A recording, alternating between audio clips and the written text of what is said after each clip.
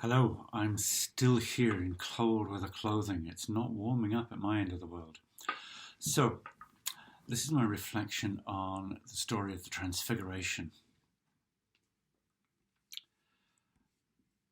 The question for me when looking at a passage of scripture like this is, how do you enter it? How do you kind of get into it? Reading the Bible can be a bit dull, even for clergy. One of the ways you can read it better is to pick a section, a story, usually from the Gospels, and try to imagine it as if you were there. Imagine you're like a movie director or a set designer. When you're reading the story, fill in the background, the scene. What do the houses look like? Is it windy? Who's there in the scene?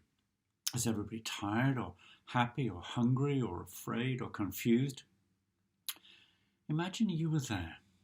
Imagine whether you're tired, whether you're excited, whether you're fed up.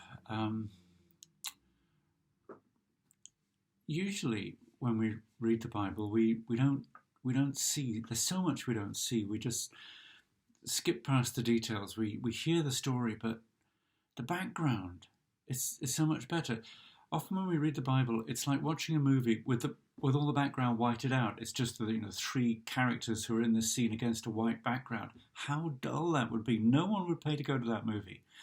So I think it's important, if you're trying to read the Bible, particularly the ones which have narrative stories, that you find a way to fill in the gaps, to flesh it out, to get the smell and the taste and the feel and what it looked like.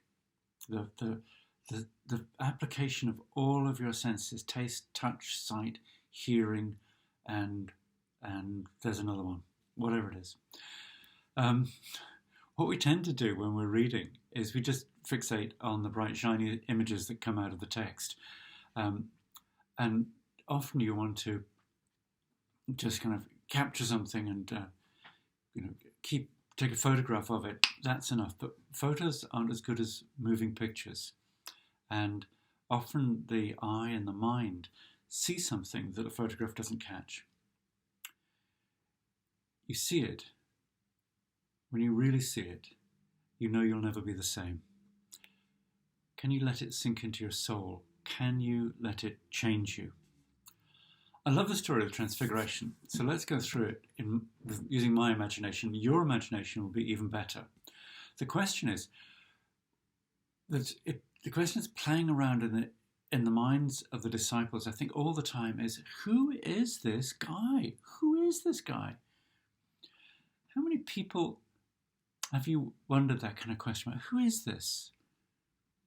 The really good teacher at school who noticed you and paid attention to you and tried to help you on and open some doors and windows for you to move through and grow. Who is the coach that got you to move from useless to in the top 5 players?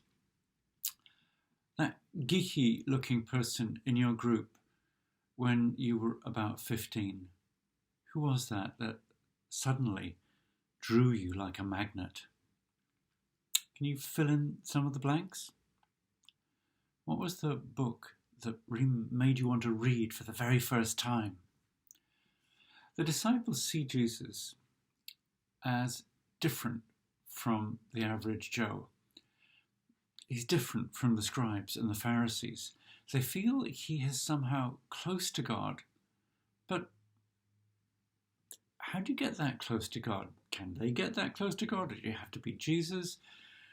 And they're always asking that question when conversation lags and they're sitting around resting for a while. The question keeps coming up in their head: who is this man?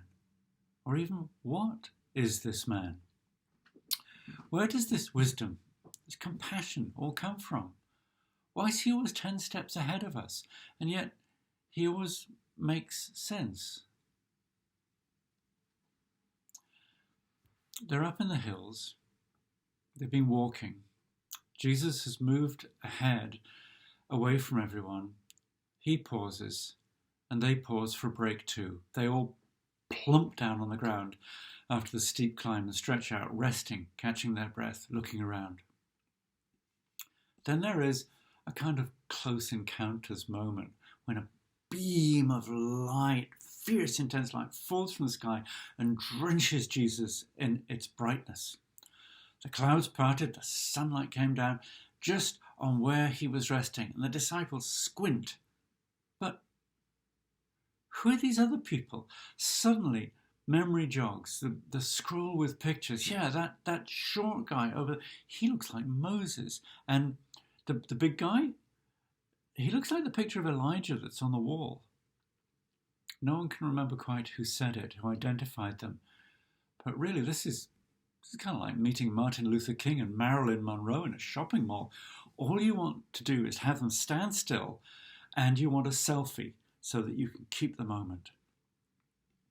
Peter, who has been known to open his mouth before fully engaging his brain, says, "Hey, we could make 3 little houses for you guys, and then you could all just live here and we'd always know where to find you. Wouldn't that be cool?" Sudden shadowed darkness moves across the grass. Were there words? Or was it a feeling, an intuition was all they had?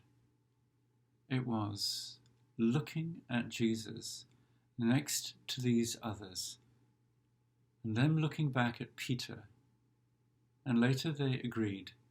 Each had heard something inside their head or in their heart or in their soul, whatever. They all came out with a feeling that what had been said was, "This is my son. He is my love. Listen. Listen to him." And the cloud blew away, as clouds do, and it was ordinary, as it always is. But they were all in another place. They were not who they had been. It had been like falling in love on sight or seeing the ocean for the very first time. You can't put it into words. You take the next 30 years unwrapping this, layer after layer of wonder.